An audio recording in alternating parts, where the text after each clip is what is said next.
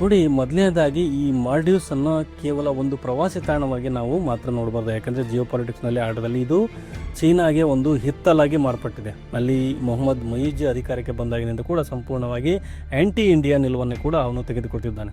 ಮೊದಲಿಗೆ ಈ ಮೊಯಿಜಿ India out ಎಂದು ಘೋಷಣೆ ಮಾಡಿದ. ಆಮೇಲೆ ಚೀನಾವನ್ನು ಸಿಟಿ ಜಿಂಗ್ಪಿನ್ಗೆ ರೆಡ್ ಕಾರ್ಪೆಟ್ ಹಾಕಿ ಸ್ವಾಗತ ಮಾಡ್ತಾನೆ. 2025ರಲ್ಲಿ ಮಾಲ್ಡೀವ್ಸ್ ಮತ್ತು ಚೀನಾದ ನಡುವೆ ರಕ್ಷಣಾ ಒಪ್ಪಂದ ಕೂಡ ನಡೆಯುತ್ತೆ.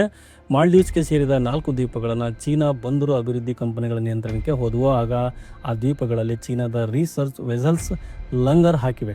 ಆದರೆ ಈ ರಿಸರ್ಚ್ ಎಂಬ ಪದವನ್ನು ಕೇಳಿ ಮೋಸ ಹೋಗ್ಬಿಡಿ. ಯಾಕಂದರೆ ಈ ನೌಕೆಗಳು ಅಲ್ಲಿನ ಮೀನು ಹಿಡಿಯಲು ಬಂದಿಲ್ಲ, ಅವು ಹಿಂದೂ ಮಹಾಸಾಗರ ತಳವನ್ನು ಮ್ಯಾಪಿಂಗ್ ಮಾಡಲು ಬಂದಿವೆ.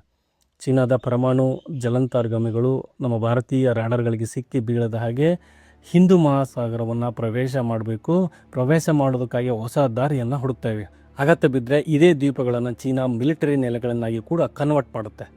24/7 ತನ್ನ ನೌಕಾಪಡೆಯನ್ನು ಇಲ್ಲೇ ಇರಿಸಬಲ್ಲವು. ಈ ರೀತಿಯಾಗಿ ಚೀನಾ ಮುಂಬರುವ ಕೆಲವು ವರ್ಷಗಳಲ್ಲಿ ಭಾರತದ ವಿರುದ್ಧ ಹಿಂದೂ ಮಹಾಸಾಗರದಲ್ಲಿ ಸದರ್ನ್ ಫ್ರಂಟನ್ನು ತೆರೆಯಲು ನೋಡ್ತಿದೆ. ಈ ಇಡೀ ಪ್ಲ್ಯಾನ್ನಲ್ಲಿ ಮಾಲ್ಡೀವ್ಸ್ ನೇರವಾಗಿ ಚೀನಾಗೆ ಸಪೋರ್ಟ್ ಮಾಡ್ತಾ ಇದೆ. ಭಾರತ ತನ್ನ ಬ್ಲೂ ವಾಟರ್ ಎಕನಾಮಿ ಹಾಗೆ ಈ ಪೋರ್ಟ್ ಇನ್ಫ್ರಾಸ್ಟ್ರಕ್ಚರ್ ಮೇಲೆ ಖರ್ಚು ಮಾಡಬೇಕಾದ ಸಂಪನ್ಮೂಲಗಳನ್ನು ಮಾಲ್ಡೀವ್ಸ್ ಮೇಲಿನ ನಿಗಕ್ಕಾಗಿ ವ್ಯರ್ಥ ಮಾಡ್ತಾ ಇದೆ. ಚೀನಾದ ಮುಖ್ಯ ಉದ್ದೇಶವೇ ಕೂಡ ಇದಾಗಿದೆ. ಆದರೆ ಇಲ್ಲಿ ಮಾಲ್ಡೀವ್ಸನ್ನು ಮೀರಿದ ಮತ್ತೊಂದು ಗಂಡಾಂತರ ನಮ್ಮ ದೇಶದ ಪಕ್ಕದಲ್ಲೇ ಇದೆ. ಈ ಬಗ್ಗೆ ಮಾತಾಡೋಣ. ನೋಡಿ,